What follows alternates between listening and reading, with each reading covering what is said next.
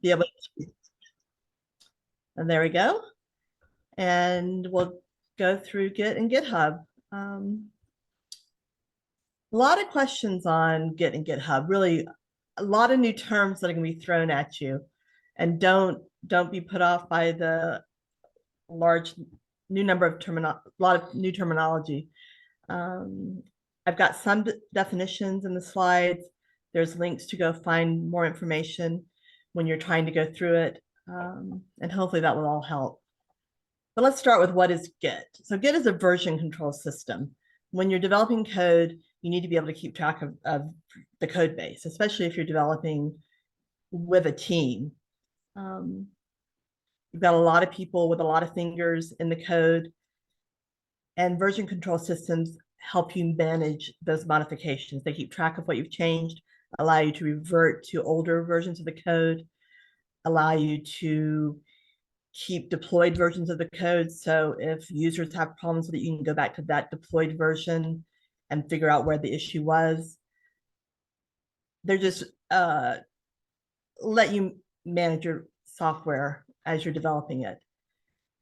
GitHub is a cloud-based service that hosts Git repositories. So Git is not the only version control system, but it is the most widely used. Same with GitHub. It's not the only place that you can host your repository, but it is widely used. You know, if you've, depending on what system you're working on or what you're doing, maybe your Git repository is hosted on a server at your company. But in the cloud, GitHub is a very common usage of it. So there's a lot of ways to use Git. You can use it through the command line, which is what I'm going to show you tonight, or through a Git client. Visual Studio Code allows you to access Git directly through the terminal window that it has. I'm not going to show you that tonight, but there is a link to using Visual Studio Code at the bottom of lesson 1.5, and I have a link to that in my slides. There's also, and I will post these slides at the end of the class. There are cheat sheets for Git and Visual Studio at the bottom of the student resources page, which are very handy. Even experienced users always reference cheat sheets for the various commands and how they're used. This website, let me go here, I thought had some pretty good definitions of the terms that we're going to be using.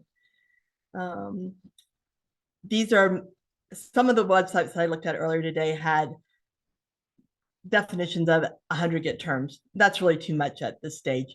These I thought were the very basic ones that we'll be using. I actually have them in the slides as well. I won't go through them because we'll be talking about them as we go through the workflow, but they're here. I thought these were pretty good definitions without getting too technical or too detailed.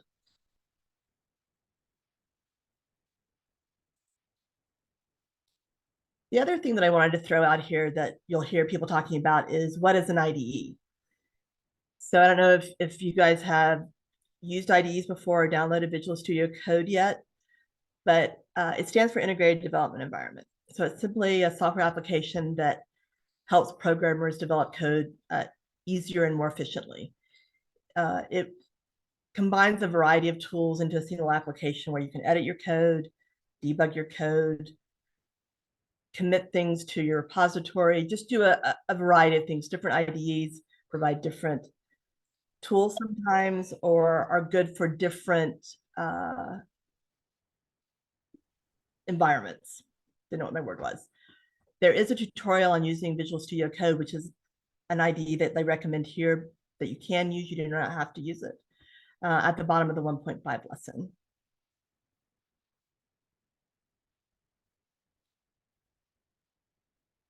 So you probably are not, unless you've coded before, you probably are not familiar with the command line interface. That's not something you would normally do. You would normally interface to the applications on your computer through a GUI or a graphical user interface. So, however, there are things that you can't do through a GUI or as easily as you can through a command line interface. So that's what I'm going to show you tonight. That part of your lesson this week has command line basics. I read through that this afternoon and I realized that it only talks about using a Mac or Linux environment. But I'm going to show you on a Windows machine. There's no reason why you can't use that. You use git bash, which is installed when you install git on your machine. Here's a command line cheat sheet, just some basic commands that you're going to need, such as change directory, make directory. There's not very many that you will be using, but that'll come in handy. Then I think we're getting ready to get started. Tom, anything you want to add just from the very basics that I threw out there? I think that's all good. I would add that when I installed VS Code on Windows, it prompted me about installing git bash. It kind of took care of it. So I think the installer probably takes care of it. It might have been one of the plugin installers, but git bash is great and just as easy to use on Windows as on Mac or Linux. So if you have any problems, the lesson for this week goes through how to install everything, but if you have any problems, just Slack a mentor and we can help you with it. It really shouldn't be that hard, famous last statements. Some weird things always happen. So I'm going to go through this. I'm going to try and go through this real time. We'll see how smooth that is, flipping back and forth between the slides. If it's a pain, we can stop, but we'll give it a shot. As far as getting started, there's a few things you have to do, and you only have to do it once. You have to install Git on your local machine and configure it. The steps are given in the Odin project lesson, so I'm not going to go through that. They're all given there. You have to create a GitHub account. And then we get into the interesting stuff. Now, I think a lot of the whole workflow that we use in Git is going to seem like a lot. It seems like a lot of steps when you're moving things from point A to point B. And you're going to say, why in the world are we making this so hard? And we are, because this is really a very common workflow in the quote real world. It's very common to have many branches, your own personal branch that you're working on, other branches, which might be test branches that the test team owns and manages. There are so many different varieties and flavors of a Git repository and how it's managed in the real world. This is one example of how we're going to use it. But I think it's a pretty normal workflow. So there are reasons for everything. So the first thing we're going to do is fork the main Code the Dream repository. So let's see if we can. Oh.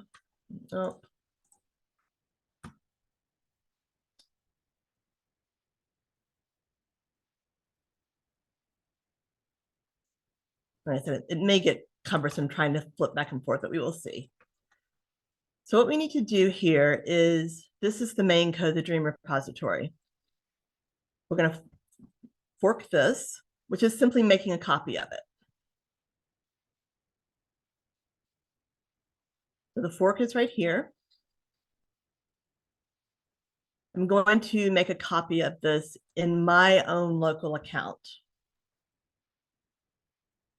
So it's a good idea to just check and make sure it's creating the fork in your own account and not in the school's account. Right. So you can see up here at the top that it's creating it in my account. I didn't understand. I'm sorry to interrupt that. How did you end up getting into GitHub from Replit? Oh, so good question. Replit and GitHub are not related. You're not going from one to the other. We're starting a whole new set of lessons that are in GitHub now. So if you go to your lesson for this week, Introduction to Git, as you go through it, it will tell you what to do, but here is the link to the main repository for GitHub, the main Code the Dream repository. So this is where I started.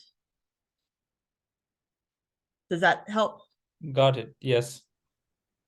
I missed the first part. Thank you.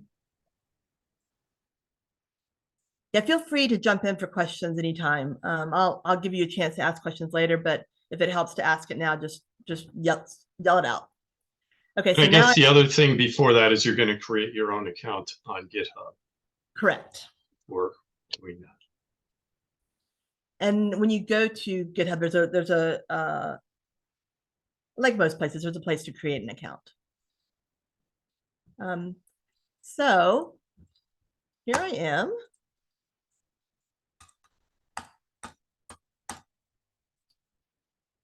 This is what I just did. I forked the main code, the Dream repository. So this is what I've done. I'm still only working in my remote cloud world. Here's the code, the Dream remote repository, and here's the user's remote repository that I just forked. So this is all I've done.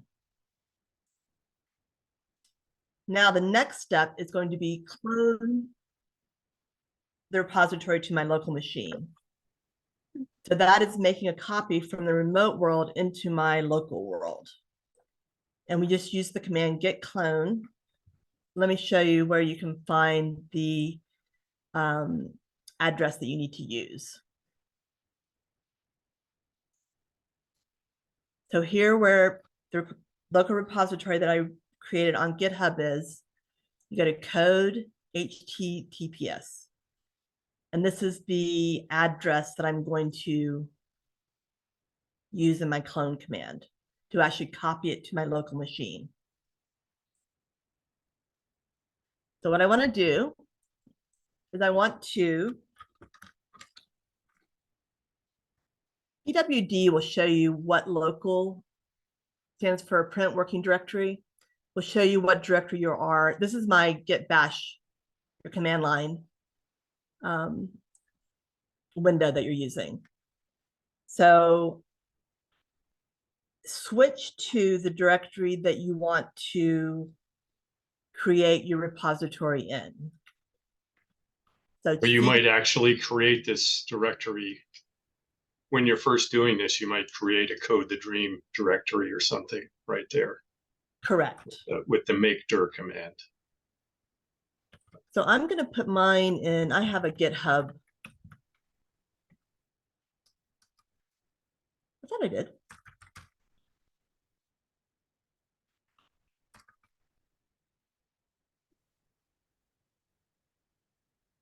Documents.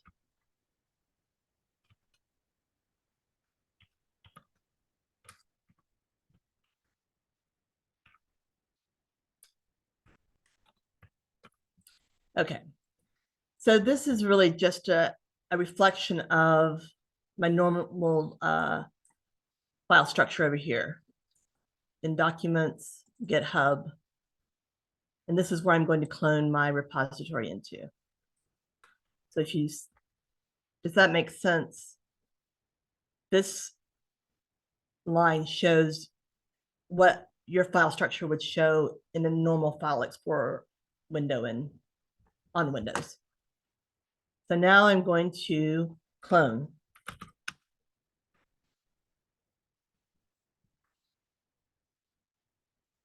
Did I copy it? I did. So git clone, the address that I copied from that directory, it's cloning it down into my directory. And you can see it show up here as well. Intro to Programming 2023. Okay, back to the slides. So this is exactly what I just did. This is so now I've gone from the user's remote, my remote repository to my local repository on my machine. That's what the clone does. Is everybody following? Does that all make sense? Any questions?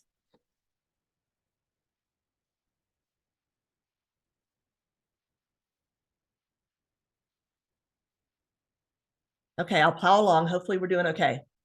Okay, now that's like 12 steps. We're finally ready to start working. But we don't want to work in our main repo because let's say we've been working for a while and everything that we have in our main repo is good code. It looks beautiful when we bring it up. Everything's great. We want to add some nice functionality, but we don't want to mess up what we've already done. And believe me, it happens all the time. You think you're making a small change and you mess up everything. So you always want to work in a separate branch or a separate area, and not cause problems in, quote, good code. So the way we're going to do that is we're going to create a branch in our own local repository. So we're going to switch to the directory we just created during the clone. Then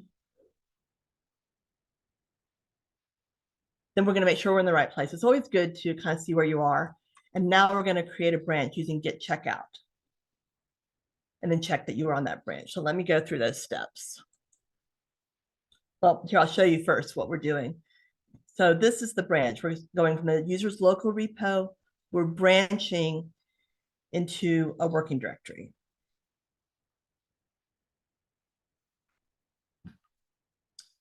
So over here, let me go back a slide.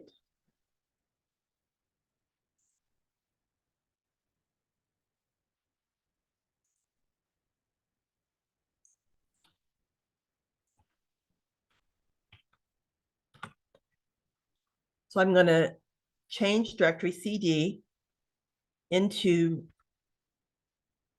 my Git directory. So now I can make sure that I've cloned everything correctly. Oh, it helps if you type it correctly.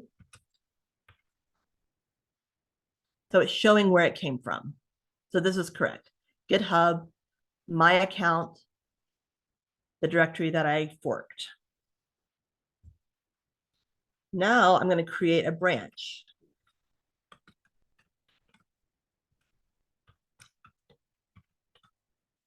I think it's helpful to name your branches on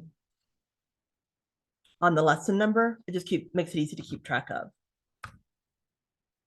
Now I've created a new branch. And Git branch will show the branches that I have in my repository and which branch I'm currently on. So you can see that I'm currently in lesson 2.1 branch.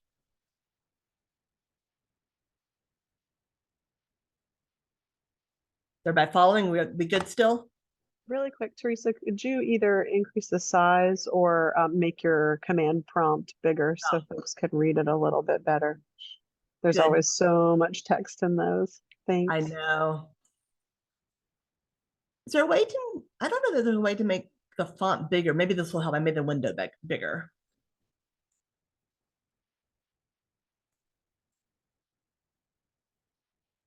Does that help? Maybe. Okay. So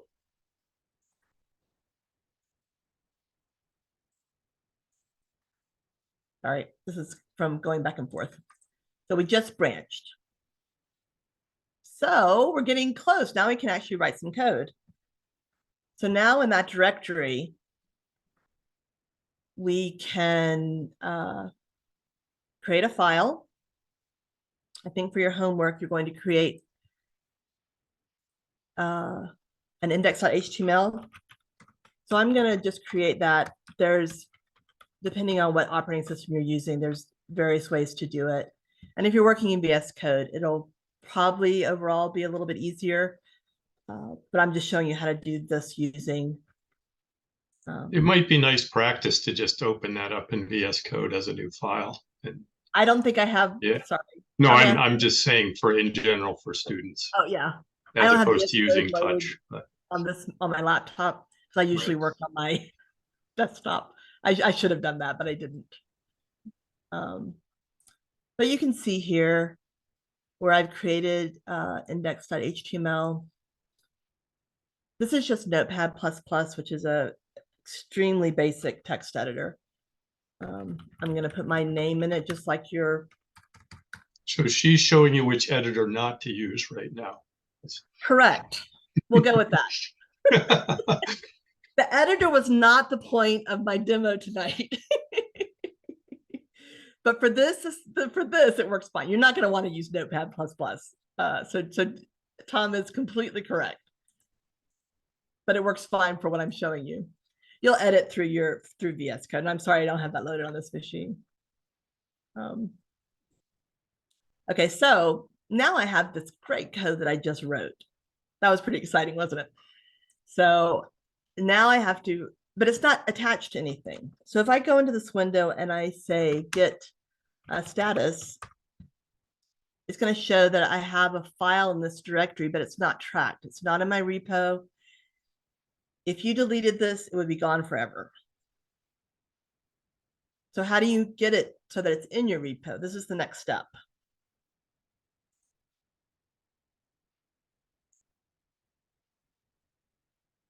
So what we're going to do is we're going to stage the file. And this is just marking the file so that it will be part of our next commit. So we're going to add the file.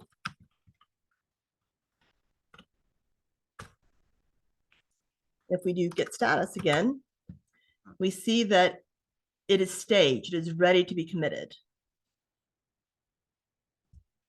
And so the next step, and you could, if you're working along, you can do this in several steps. You can add all the files in that directory by using just git add dot. That'll take everything in the current directory.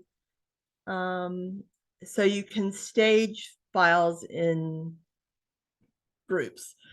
Don't want to use the word stages. And then you're going to commit them all together. So next I'm going to commit.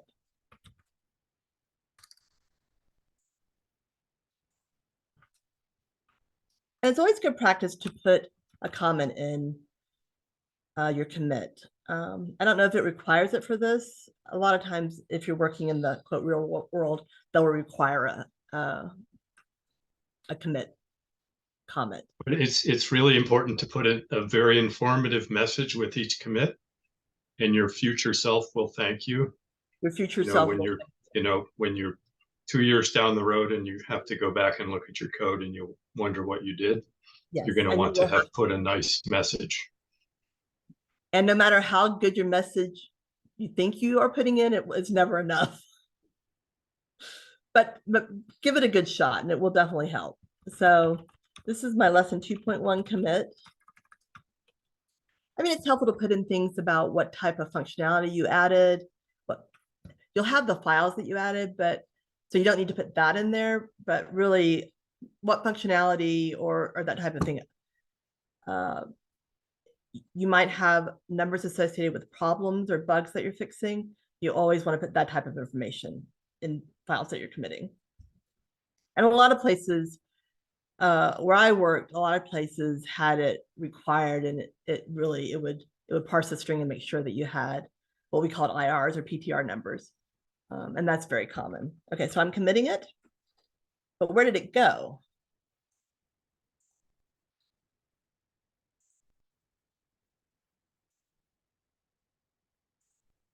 So right now, I've staged it to the staging area. I've committed it, but it's still, so it's in my local repository now, but it's only in branch 2.1. That's where it exists right now. So if I do a git status, what does it show? So it says everything is here and it's been committed on branch. There's nothing that has not been committed in this directory. Okay, so next step. How are we doing?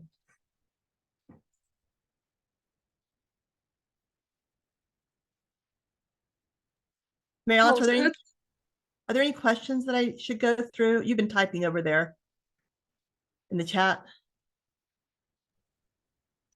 Yeah, I think one that might be helpful to cover with folks was, sorry, I'm scrolling up in the chat to make sure that we kind of cover it. Oh,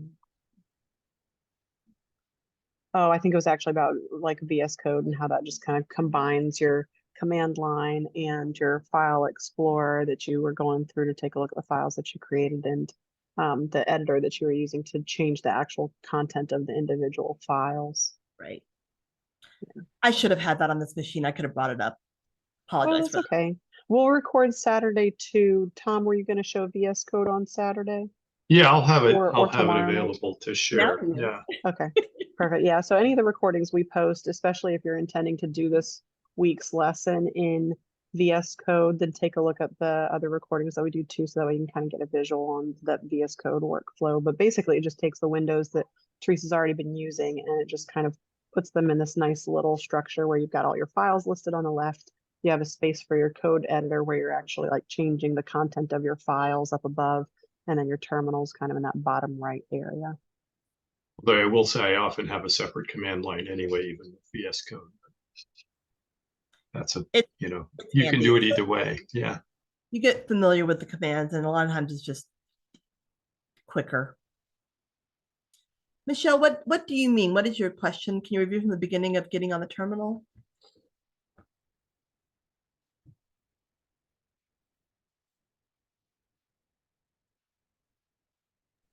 I think maybe she means kind of like review the history in your terminal as far as the order that you went through to kind of just reiterate as far as like this command did this and these were the results that came after writing that command. Okay, let's start. Well, here, let me show you. Okay, so what is this? What you mean? So what? We'll just go back to where we are, getting it into our local repository. So we started with remote, the Code the Dream remote repository. We forked that into our local repository that's still remote. There's nothing on our machine yet. And remote means it's on GitHub, just to Correct. spell it out, right? Yeah. Oh, that's a good point. And this in the Code the Dream world, yes, that means it's on GitHub. Then we clone our local remote. Ignore that. We clone our remote repository locally. Cloning means copying it down to our local machine. Then we're going to branch that and create a working directory so that we can work without affecting any of these other repositories. We can work and make mistakes and do all sorts of stuff in our own little world.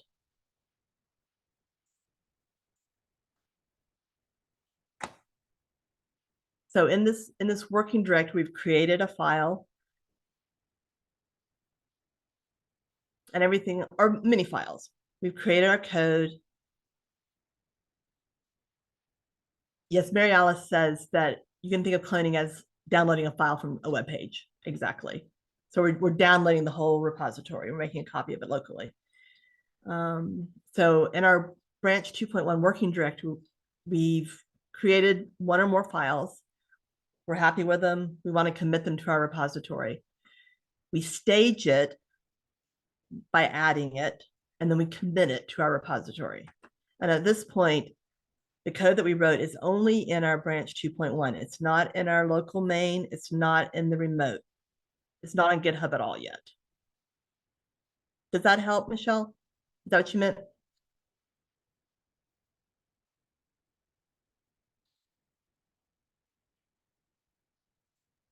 Also, Zana has a question or has their hand raised to Teresa. Oh, okay. Go ahead. Hi there. I have a question. I just installed GitHub and VS Code as well, and submitted. When I tried to use my Git commit command, something wrong happened, and I wasn't able to push my task. If you don't mind, can I share my screen to show what I have on my VS Code? Sure. I'm guessing, did you get this The error? set upstream thing, probably. Yeah. Yeah. There's a variable you can set to fend that off, by the way. There is. Don't have it at. I always like to know when I'm creating a branch remotely. Right. Let me go through this slide, and if you have a different error, we can look at it. How about that? Right. Let me share what I see. So when just I am trying to use Git command through terminal, everything looks good. But then when I trying to add git commit message and then to use git push, it says that I have like a lot of messages, warnings that could not open directory, like application data and so on.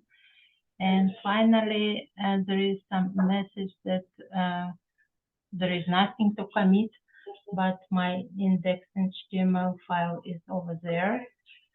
And probably I used wrong path, so it's a little bit confusing. I played around the whole morning and wasn't able to handle this stuff. I tell you what, why don't let me go through the slides, and if you want to hang on at the end, we can look at your specific case. How about that? Oh, sure, it works. Yeah, thank you.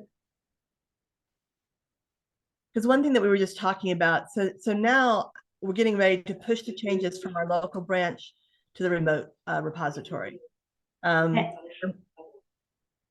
second question I have, sorry for interrupting. It's like when I'm just trying to use to check my Git version through Git bash, everything looks good. But when just I trying to check Git version through command prompt, it shows that there is no batch, something like this, like some error message for some reason. Yeah, it was a little bit weird, but through Git bash there is no any issue with Git, and I was able to see my Git version that I have installed. Is it okay? Zana, are you using VS Code when you're doing that, or you're doing it through the terminal? I'm using VS Code, and so in VS Code I just clone intro to programming file. And Okay. then Because if it's not recognizing Git commands, it almost sounds like maybe you're in what is it, ZSH or PowerShell instead of in Git PowerShell, yeah, bash. maybe. I think the that's what default I'm is thinking. PowerShell in there. yeah. Because like in my VS Code, I see index.html as a green, like with looks good. Yeah, on the intro to programming folder, I believe. But when I just trying to push it, and I couldn't do it for some reason. Well, like I said, why don't we let's go through the slides, and why don't we wait until we get to the end? Okay, sure. Or you could maybe, if you could paste the error message into the chat, maybe one of us could answer while the discussion goes on. Okay, will do. Thank you. We'll get you straightened out, though. Okay, so next we're going to push from the local branch to the remote repository. If you do a git push, which would be the next step, you will likely see this message that the current branch has no upstream branch. And that's because you created the 2.1 branch in your local repository. The repository in GitHub doesn't know about that branch. So you simply, and it's helpful, it tells you what command you need to use. So go ahead and use that command. It will create the branch remotely. And there is a setting, like Tom said, it tells you the setting if you want for it to happen automatically, which is completely valid to do. So let's. For those of you that get that Git set upstream, this is an excellent opportunity to get used to reading any kind of error messages. Like, it's funny because you put in these Git commands and you think, oh, okay, that's done. But it's always good to read the output that comes after you put in your Git command, just to make sure that it's, it was successful, it was doing what it was supposed to. And a lot of times they give you tips like that, set upstream, that's why it didn't work. So you need to set upstream in order to do it. And it'll kind of guide you as far as what command you need to do for it to do what you were intending it to in the first place. Exactly. Yeah, in this case, the error message is really spot on and not always, helpful. But this one definitely is. Okay, so I'm ready to push. As you can see, I got the error message.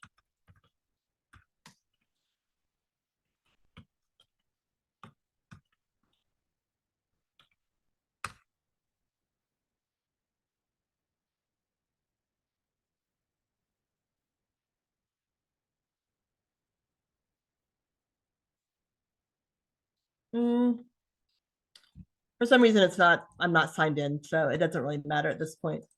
I don't have something. Normally I work on my desktop, not on my laptop. So that's the reason why. Pretend I did that, worked wonderfully. And this is what we've done so far. We've gone from the local repo, we've pushed it back to the user's remote repo, branch 2.1. Then the part that I think is the most confusing is we've done a lot of work so far, but our file is only in the branch of our remote repository. We want it to get to the main part of our repository. So what we're going to do is we're going to create a pull request. A pull request lets you tell others on your team, or in this case, allows you to tell your reviewer that you've written the code and it's ready to be reviewed, that you've made changes, that you've pushed to a branch. So a lot of times in the real world, that will generate some type of code review with one or more reviewers. And then they will approve or disapprove the pull request, which might then go to main or may go to a testing branch for the test team to get involved in. There's a lot of different workflows that teams use, but you will generate a pull request. It's very important. This is the part when I do a pull request, and I may not be able to do this since my code didn't go up there. But when I create a pull request, I've got a branch.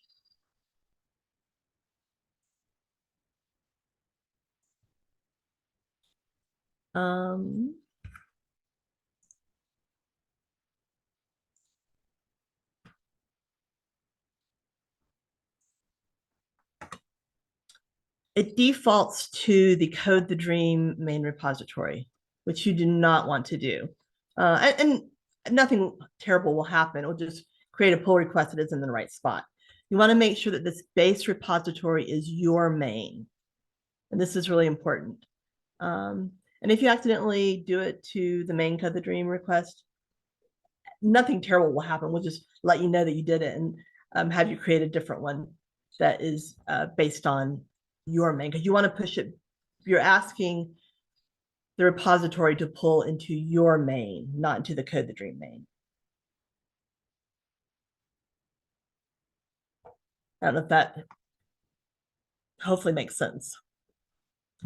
So then once you've created a pull request, the reviewers have looked at your wonderful code and they say, oh, it's great. You can go ahead and merge your pull request. You're going to use this button. The pull request will have a merge on it. And especially for these assignments, you probably won't have any conflicts. You're merging with yourself. So chances are there won't be any conflicts, but sometimes there will be conflicts where Git can't decide how to merge this code into the main, and you will have to manually resolve conflicts. And it'll give you the two files and let you decide which to pick from the two files or which file to pick. And it's a little tricky, but just know that can happen. It's a normal thing. Nothing, once again, nothing that you can't resolve. Okay. And the nice thing is it'll figure out if you have conflicts and tell you. Yes. Yes. So Git tries to help you as much as possible not to shoot yourself in the foot. You can still hurt yourself. We've all done it, all been there, but it really does try to help you. And you can always go back to a previous version of code that worked. Sometimes you might have to redo some code, but you can always go back to a previous version of code that worked. And if you're working in a large code base, you're going to want to checkpoint your code at various points so that if you lose anything, you're not going to lose a lot.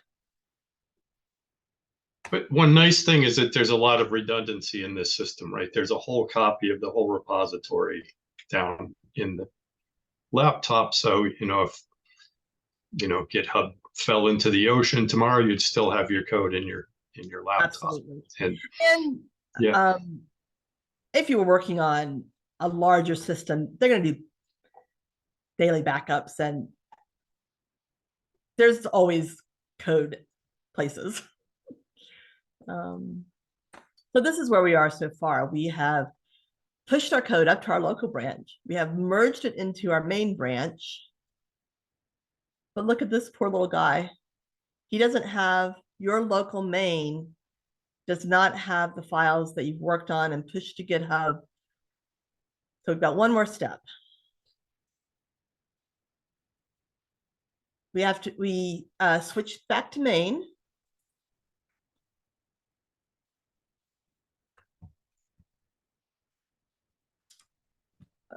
I should have done this all on this laptop, which I did not do.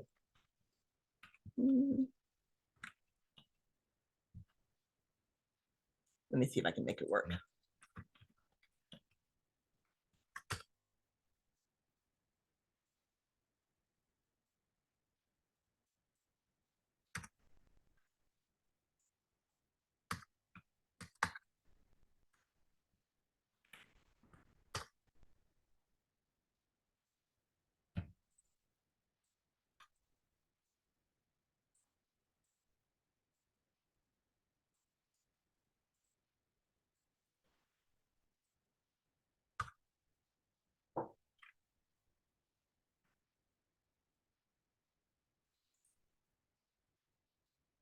It should be signed in. I'm not sure why it's doing this.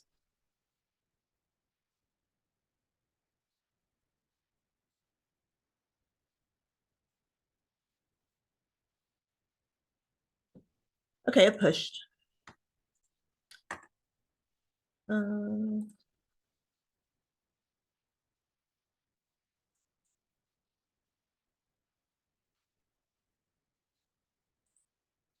I'm going to go back and show you how to create the pull request. So here I'm on my 2.1 branch. I'm going to create a pull request. And this is where you want to make sure it defaults to the Code the Dream main repository, which is not what you want. I want my Teresa Sort Out repository. So now I've switched that, and that's the part that you need to make sure of. And I'm going to create my pull request.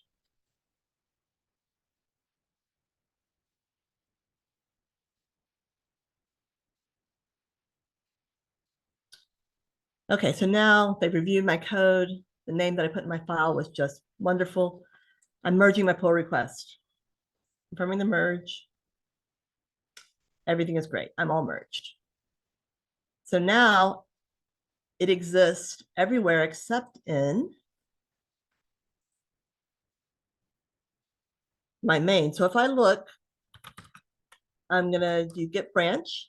I'm still on my lesson 2.1 branch. I'm going to switch to main. No, that's sorry, wrong command. Git checkout.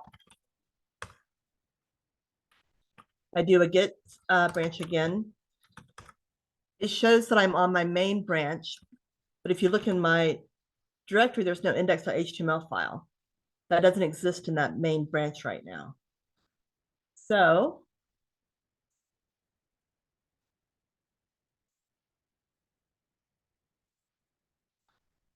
I did git checkout main, and I'm going to do a git pull, which is going to pull my updates down into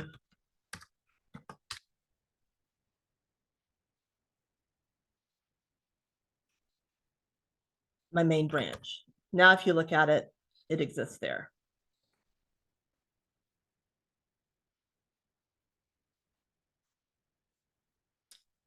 And then if you look at, we have gone around the world, and now I've pulled the update back down into my local main repository, and we're done.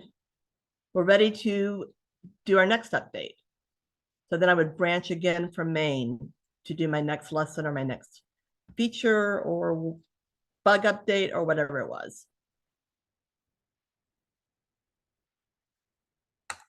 What does everybody think?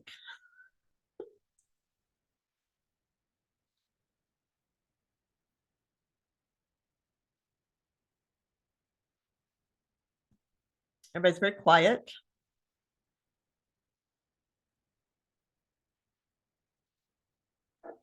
I have a question that I know you have passed many commands into the command prompt. I don't know what does it call it in MacBook. How do we get those information in those commands? Where to locate or our files and The put our Git commands will be the same. Can you see that again? The Git commands themselves will be exactly the same, whether you're on a Mac or Linux or Windows machine. But you can also type history in the window and get all the commands that have been run recently, if that's what you're wondering. And in fact, you could probably pop up your window and type history and see.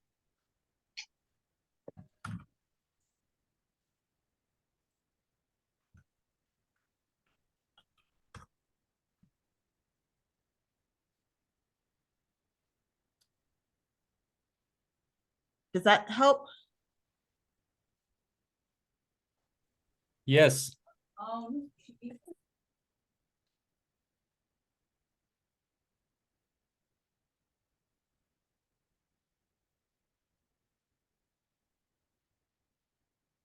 What are the questions?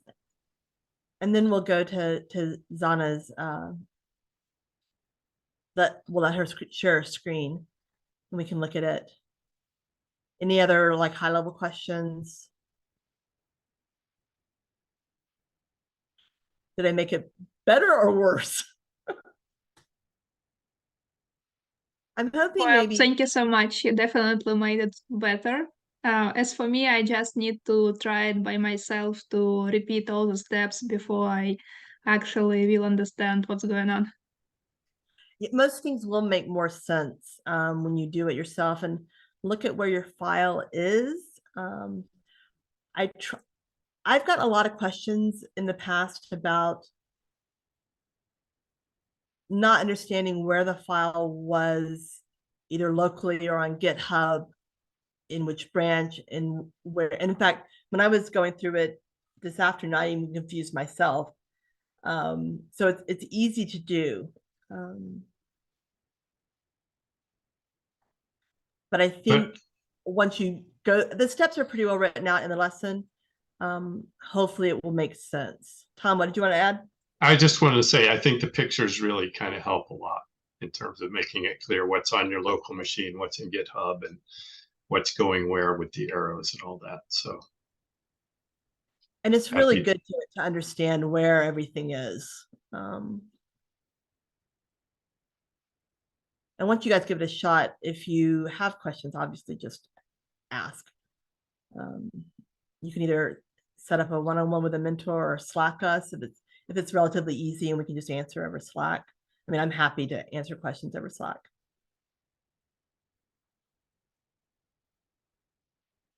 And the lessons go through things pretty detailed.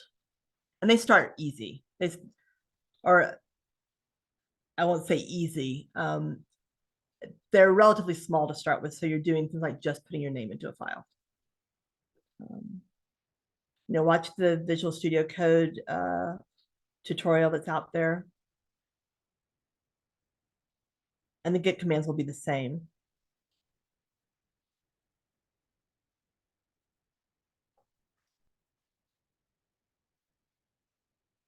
Okay, what do we think? Zana, you want to share your screen? Interesting. Okay, 1 second.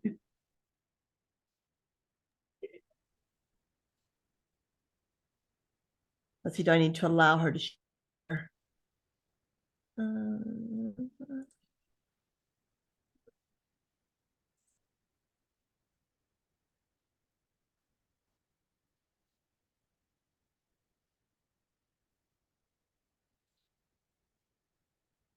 Can you see my screen? Yes. So here I have on this side like intro programming folder, and intro programming I created index.html. with my initials. Yeah, it's like my name and like header with Jana one. And at the bottom, we open the terminal. I have terminal, and here when I just trying to quit, everything looks good. And then I'm trying to add this file, git as index. Let's see where it is now. Oh, and there is like some error message of fatal class specification didn't match any files. And I'm a little bit confused why it happens. Because I just tried to do it before, and I uninstall my Git and install it again. And Okay, You so could try typing dir right at that command line, and so Mary Alice chimed in. You got an Yeah. intro to programming within an intro to programming file. oh, I think Yeah. you're in the wrong directory. I'm in the wrong directory. Okay. So should I That is not the move HTML is in the upper level, and I don't know which is your Git, which is your base Git directory. this one? I can't quite tell. I don't know where you cloned it into. Oh, if I let me check here and write command prompt. So go back to your that terminal. is PowerShell, by the way, with the backwards slashes. The git command should work there, though, in general. Okay. So do Should I delete everything and try to reinstall again? Well, No, I mean, the first thing is let's just see what's in the directory you're in. exactly. There. So do You can write dir either dir or ls would It's work. just Either one. D would work. R Yeah, D R R like this. yeah, dir. dir, like short for directory. Oh, okay. Right. And just enter, yeah. Yep. Okay. So and So you here can see there's just a directory called Intro to Programming inside your Intro to Programming. So you've got your index.html file is probably inside of that next directory down. So you could say cd Intro to Programming, and we could find that out. And you could hit tab to complete this now. Yes. Also. So hit tab and it will auto-complete it for you. a tab. Okay. Yeah. It just Just to is a say- shortcut. Just to save the typing.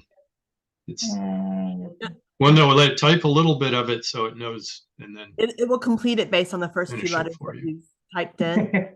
yes, right.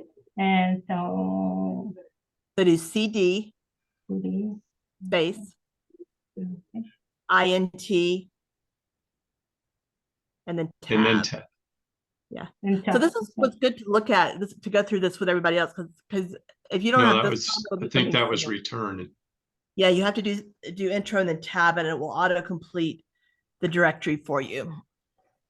Okay, so return. So yeah.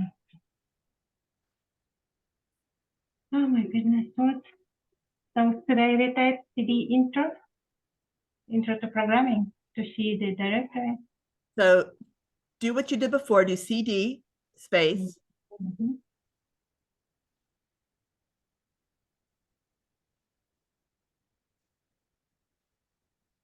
yeah, start typing. Okay. It's the programming to administrate. That should work. Yep. Oh no. So now try the dir again. Now you see your index. Oh yeah. Okay. So now I will be able to add it and push it and commit it. Yeah. Right. Yeah. Yep, give it a shot. Okay. Crossing my fingers.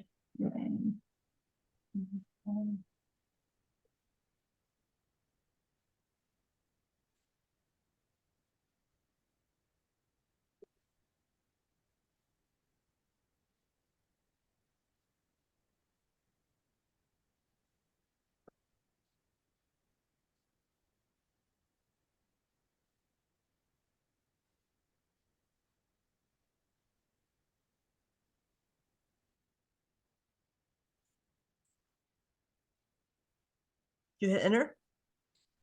Index HTML is like commit here. And then git code. So,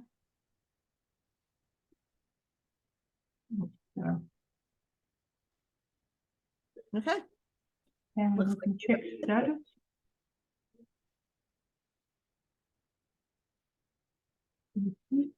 And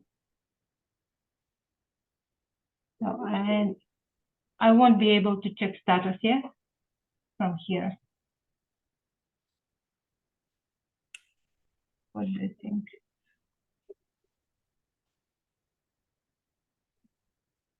I'm good right now, yeah? I think so. It looks right to me. Okay, okay, thank you so much for your help. Sure. Really appreciate. And Thanks for sharing your I screen, Sana. That's really helpful for others to see the like how Exactly. your file structure was, and that was kind of where the hang up was, and being able to see the kind of error messages you were getting and kind of work through the process. It's always really helpful if you're able to share your screen on a mentor session, because other people might be encountering similar things, and it's always nice to get visuals, and it's not always easy for a mentor to replicate an error. So it's really helpful to get eyes on it. Thank you. Thank you for your help. Thank you. And really, you're gonna have problems while you're doing this, and working through the problems is all part of the software development process. I mean, ask questions, Google, Googling error messages, all that type of stuff is really handy. And I mean, that's really what you'll do as a software developer, is fix problems all day.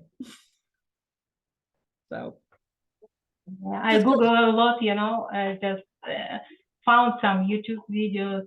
It was really helpful, but anyway, I wasn't able to figure out without your help. So I really appreciate it. And every time you find a little problem and learn how to do something, I mean, that's just building on your knowledge base, and everything's easier the next go round. You learn the little tips and tricks of how to figure things out. So It feels very foreign at first. It's kind of like when you move to a new city and you're like, how do I get from my house to the grocery store? And you don't know the best way. And there's so many ways you can do it. But eventually, like, you'll get into the groove of, okay, this is the route I like to take the best. Or like, all right, I know what I'm supposed to do in what order to get where I need to go. Yeah, I had someone tell me once, it was like you learn all these little bits of information, and then the bits of information start glomming onto each other, and you get bigger and bigger pools of knowledge that you can draw on. Because a lot of these things do fit together in ways that you don't really know understand when you start. And that's, I don't know, kind of the fun part, I think.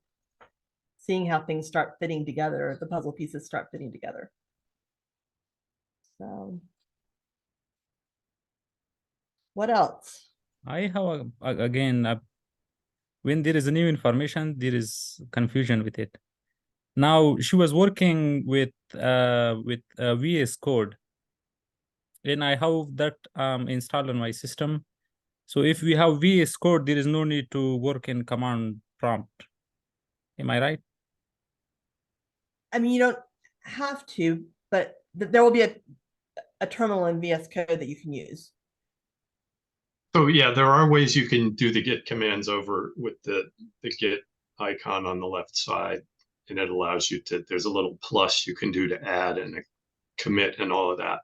I think it's a good idea to learn how to do it with the command line first, and then use that later when you understand the command line. And the other thing is the command line in VS Code is going to be PowerShell, and it might be more comfortable using the Git bash window instead. Okay.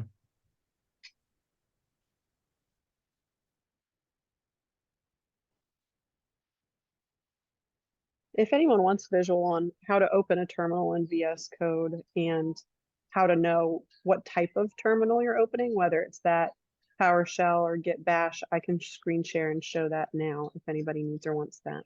You want to do that? That's a good idea. Yeah. Okay. Let me go ahead and do that. And sorry, let me jump back over to here. Okay, can everybody see that okay?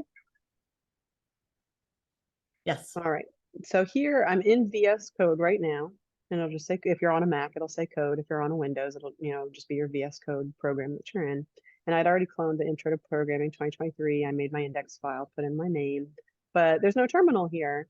So the way that you can get to it is to go to terminal in your menu bar at the top of your program and do new terminal.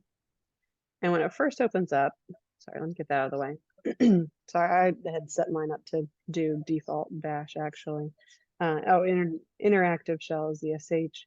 To update your account, you can go there, more details, that kind of information there. Anytime you create a new terminal, it'll show you a list of them there.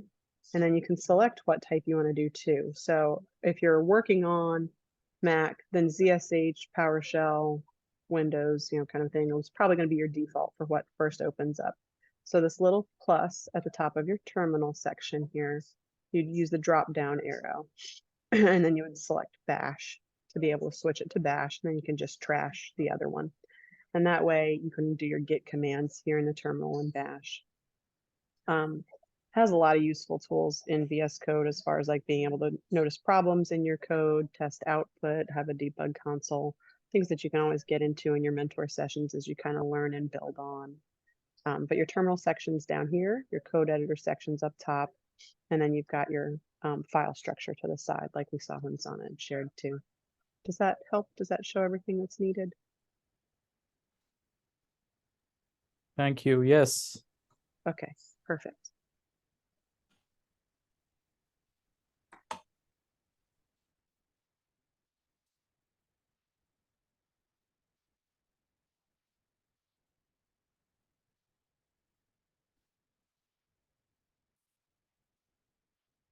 Okay, what else?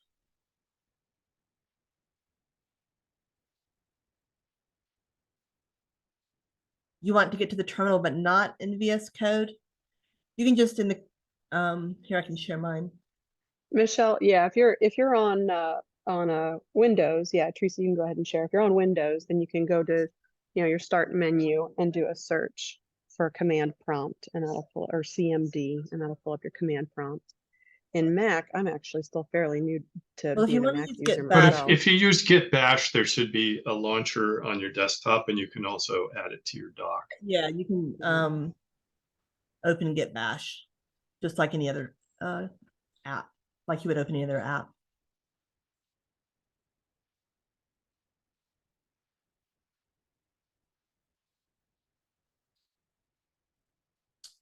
Let's see. Okay, what else?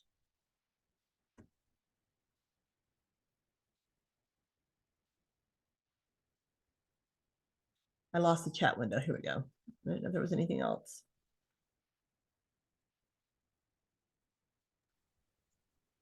Since I'm on a Mac, did people want to see how to get to your terminal if you're on a Mac?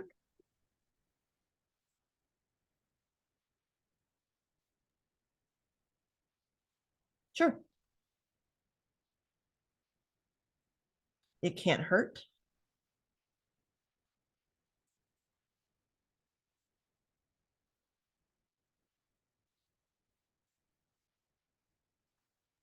Okay, sorry, you might hear my kid in the background while I'm doing this.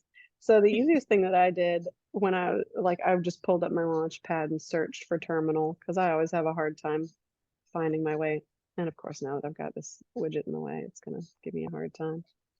Oh, actually, no, it's not even gonna share because of my privacy settings. But so you can go to your apps, so your launch pad in Mac, and in search, you can type in terminal. I thought I had it bookmarked somewhere in here too. Here it is. I have it in my other. So that's what the little icon winds up looking like. And it pulls up a very, very similar to, interface to what Teresa was showing on Windows, as far as it'll show you, what section of your computer's memory you're in. So that way you can still do, change directory into, I think I have a file called CTD. Oh, of course, I'm not in the right spot. Desktop, and then change directory into my CTD folder. And so it'll walk you through as far as like where you're going. Does that help, folks?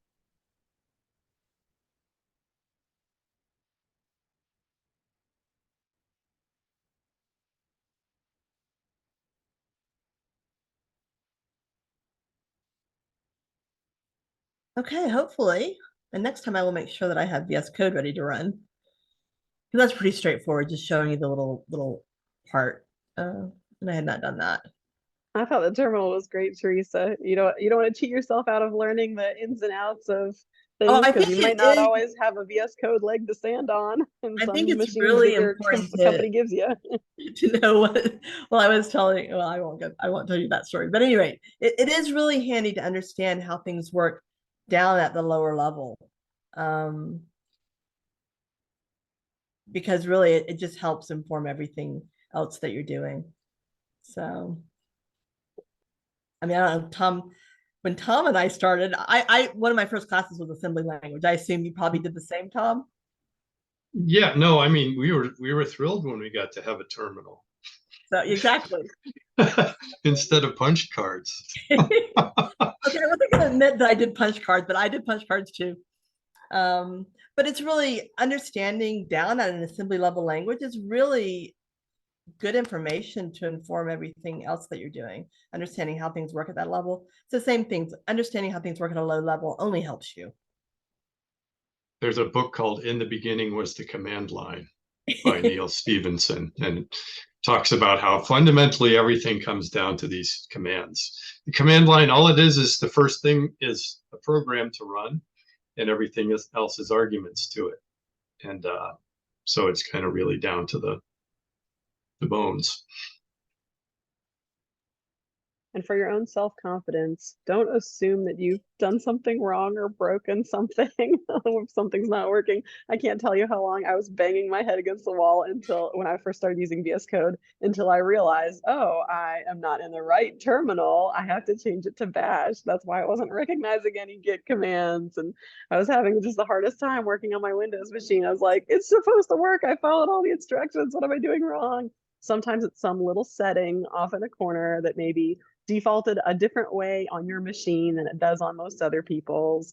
And it's just, you got to fix those settings to be able to get it working the way you expect it to. So don't always assume that it's you doing something wrong. Like, give yourself the benefit of the doubt and know that you'll be able to get away out of it.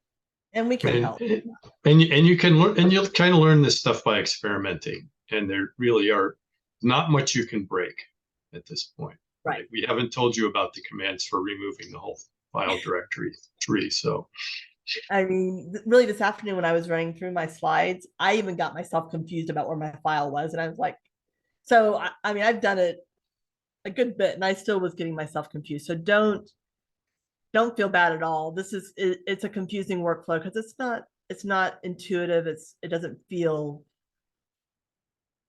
seamless, but it will. You'll get used to it. Okay. Anything else? Don't hesitate to ask questions. Lots of people that can help. yep, Slack or one-on-ones or other group sessions. And this material will get repeated this week in my session tomorrow at 4 Pacific, and then another session on Saturday with this material. So 2 different takes on the material as well. And a lot of times that's helpful to hear somebody else explain it differently. I mean, people understand things differently. They learn things differently. Tom and I would explain the same exact thing, a slightly different flavor, because we have different work experience. We've experienced things differently. So it's all helpful, I think.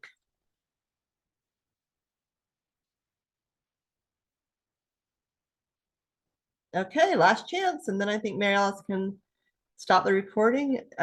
She may have already stopped it. And we'll call it a night.